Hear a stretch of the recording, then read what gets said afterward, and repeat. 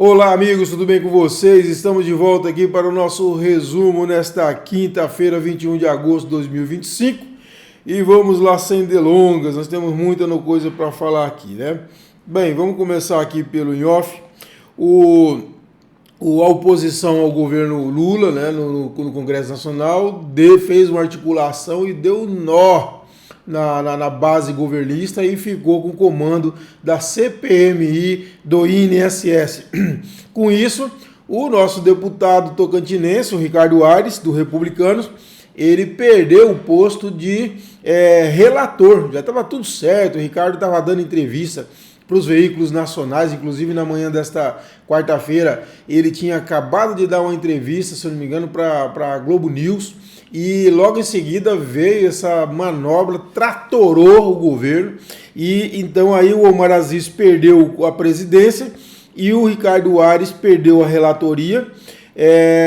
O presidente escolhido foi Carlos Viana, do Podemos de Minas Gerais, que nomeou o deputado Alfredo Gaspar, do União Brasil de Alagoas, como relator no lugar do nosso deputado tocantinense Ricardo Aires. O Ricardo Aires foi às redes sociais, ele disse encarar com naturalidade essa mudança. Vamos ver o que ele fala aqui, ó. Logo após esse reviravolta, o deputado Tocantins afirmou nas redes sociais que a democracia se expressa também no funcionamento das comissões da Câmara. Com a eleição de um novo presidente, houve a designação de um outro relator para o processo. Receba essa decisão com naturalidade. Bom, outro tema importantíssimo da política foi o encontro do União Brasil com o Progressista, que consolidou a Federação União Progressista.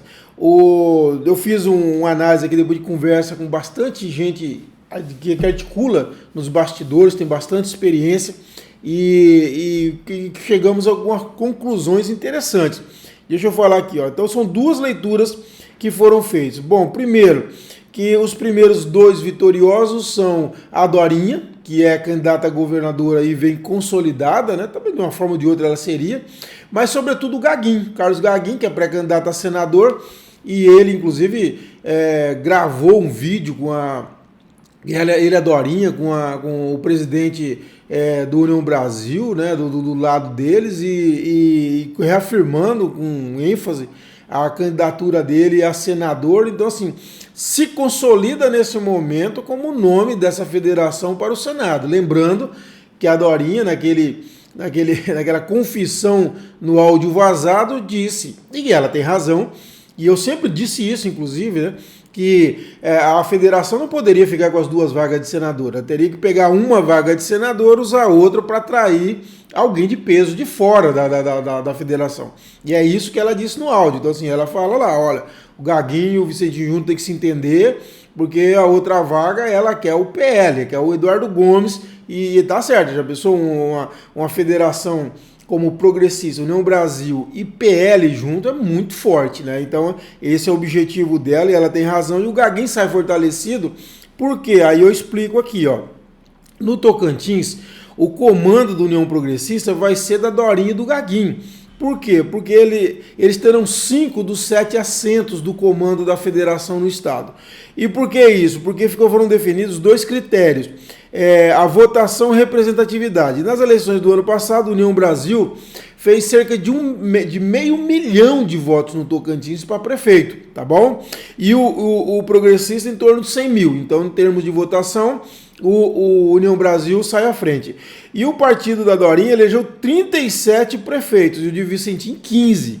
Além disso, o União Brasil conta com um senador e um deputado federal e o Progressista com um deputado federal. Então, tanto pelo critério de representatividade como pelo critério de votação, o União Brasil sai à frente e aí o comando é do União Brasil. Então é muito difícil hoje para o deputado federal Vicentinho se consolidar uma candidatura dele a senador nessa federação, nesse contexto que eu estou colocando aqui. O Vicentinho fez uma repercussão, inclusive, desse encontro que consolidou a União Progressista, mas foi bem tímido, não falou, inclusive, no vídeo da candidatura dele a senador, etc. e tal.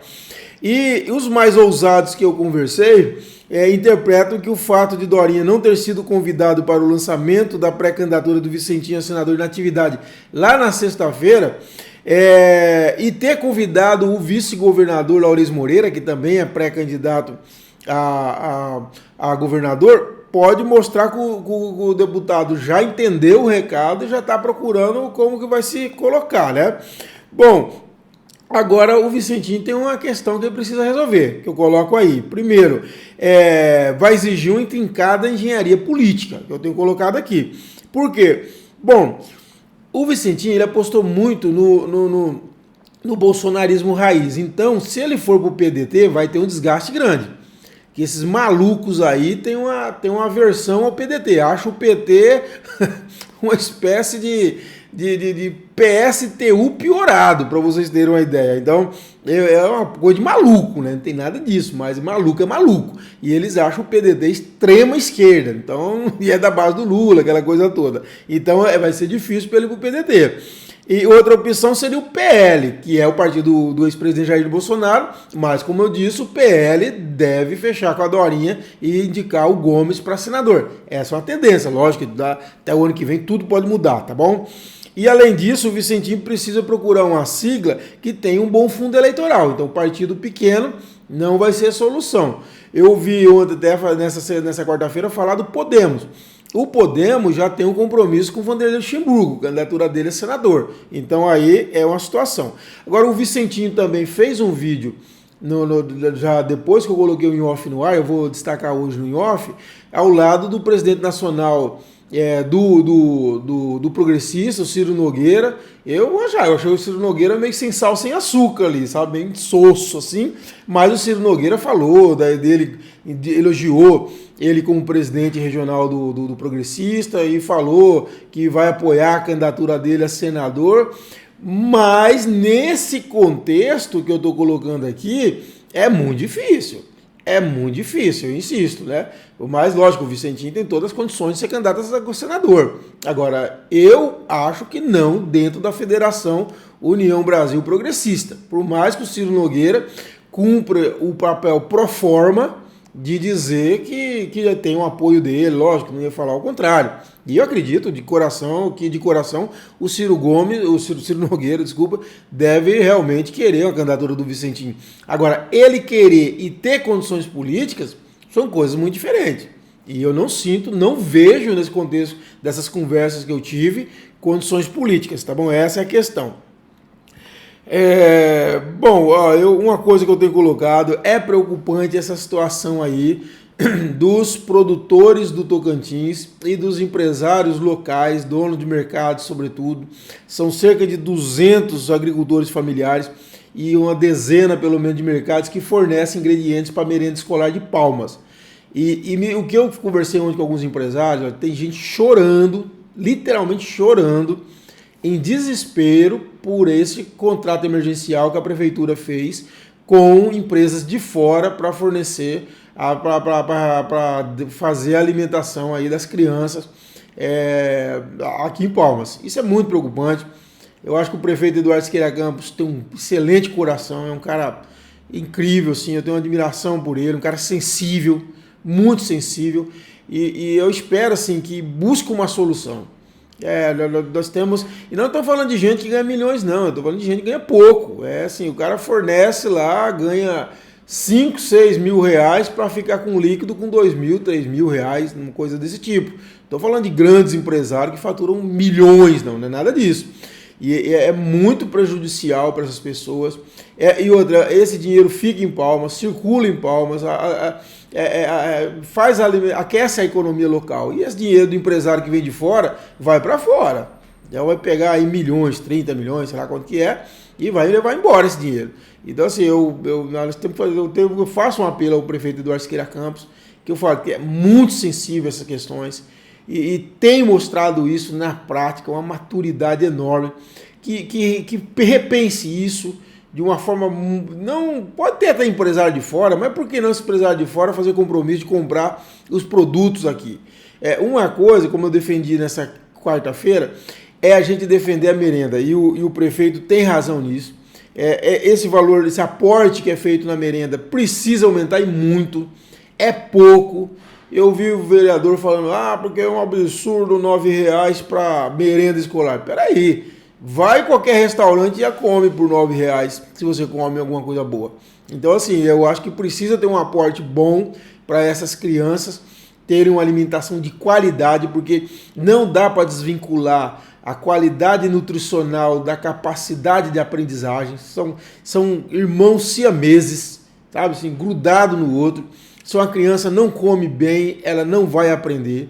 E nós temos muita gente, nós vivemos ainda num estado que tem 1/3 da população, eu falo, vergonha para cada um de nós, mais de 1/3 da população que vive abaixo da linha de pobreza.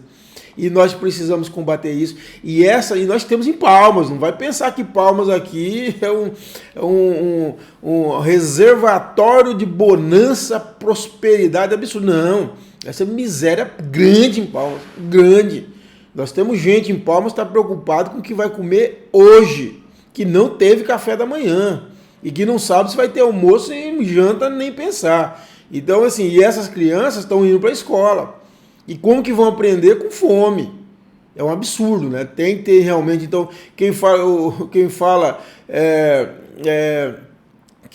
que é muito caro é porque come bem. Come bem, tem uma alimentação maravilhosa, os filhos bem alimentados.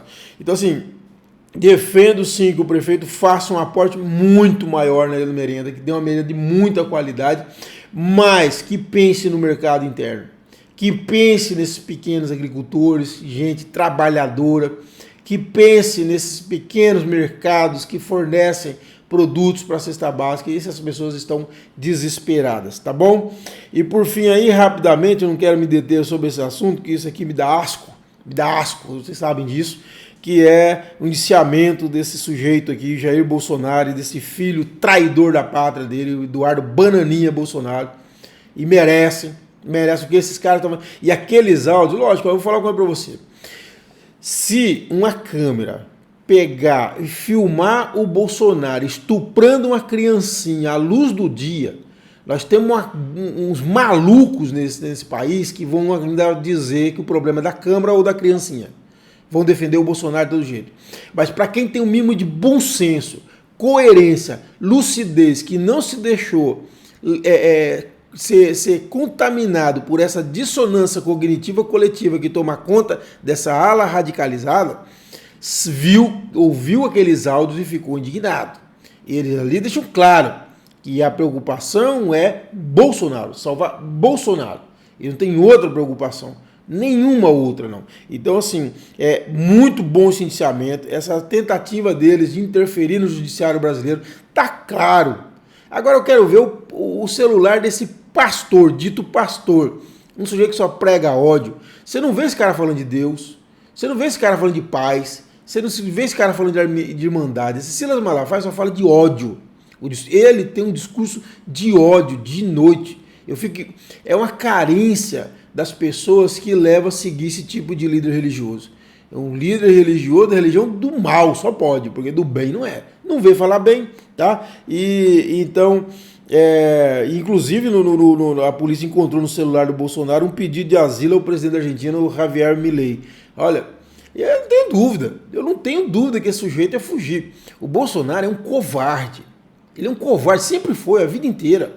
A vida inteira. Ele é machão para falar diante de jornalista, para agredir jornalista, principalmente se o jornalista for mulher. Ele é machão, e bate, e grita, e isso aqui. Mas diante daquilo que ele precisava mostrar coragem, como foi na frente do Xandão, olha a diferença do Lula diante daquele mau juiz, o Sérgio Moro, e olha o Bolsonaro diante do Xandão. É indigno, é um homem indigno, isso que é Bolsonaro. Bom, e o ministro, então, Alexandre de Moraes, determinou busca e apreensão contra Silas Malafaia, e o Silas Malafaia criticou. A única coisa que eu concordo com o Silas Malafaia é quando ele fala que o Bananinha é um babaca, e é um babaca mesmo, já falei, é um idiota completo. E eu quero que esse Malafaia também se lasque. Ele está envolvido até as tampas nessa história toda. E esse cara não é uma pessoa do bem. E eu quero ver o que tem no celular dele, estou curioso, tá bom? Espero que tenham gostado e nós voltamos nessa sexta-feira para encerrar a semana. Um abraço a todos e até a próxima.